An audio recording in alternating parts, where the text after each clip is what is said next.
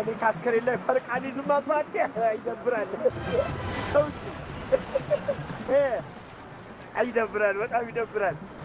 ጤና ይስጥልኝ። አብሮ ይስጥልን። እንሽና ጭራሽ አንተ ሲገርመኝ እኔንም ትጋብዘኛለህ? አንተ መታወቂ ያው እንብላ ስለቀረ እኮ ነው።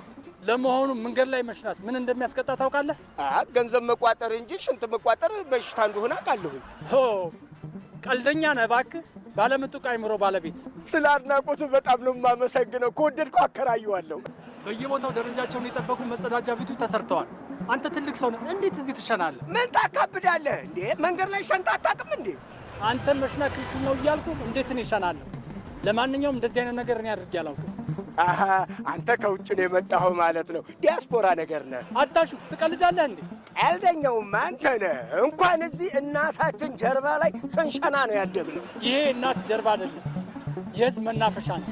ለዚህ ነው በየቦታው ዚፕን የምከፍተው። ሰውዬ ጫማ ባንለካካ ጥሩ ነው። እንደሱ ነው። አንተን የሚያስተምረን ቅጣት ነው። አረ ከመጣት በፊት እባክህ ምከረኝ፣ ገጽሰኝ። እንዴ እናቴ ጀርባ ላይ እኮ መሽናት ያቆምኩት እኮ እናቴ በቁንጥጫ ምዥልግ አድርጋኝ ነው። ይኸውልህ ካላመንክ ጠባሳውን ላሳየህ። እንደ አንድ ዜጋ የተሰሩ የልማት ስራዎችን መጠበቅ መንከባከብ ሲገባ እንዴ እኔም እኮ ጤናዬን እየጠበቅኩ ነው ያለሁት። ጤናን የምጠብቀው አካባቢ በመበከል ነው። አንተንማ ቅጣት ነው የሚያስተምረው። ኧረ እባክህ እኔ እኮ ብመከር የምመለስ ሰው ነኝ። ኧረ እባክህ እንደው ስሞትን ላጨክንብኝ። አየንህ እኮ ስትመለስ አየንህ። ምን ታካብዳለህ? ያውልህ በቃ ከነቲፑ የቅጣት እርከኑ ይህ አይደለም። ምን ታካብዳለህ እንዴ? 20 ብር ምናምን ቢሆን ነው። ይሄ ደግሞ 4 5 ያሸናኛል። በቃ ምን የሌለ ይቅርታ፣ የተግባባን አይመስለኝም።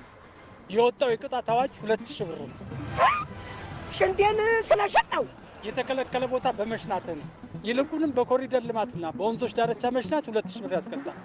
ለዛሬው ምሬሃለሁ፣ ሌላ ጊዜ ግን አላልፍህም። እሺ፣ አመሰግናለሁ። ታዲያ የጀመርኩትን የልጨርስ። ይኸው መጸዳጃ ነው። አመሰግናለሁ።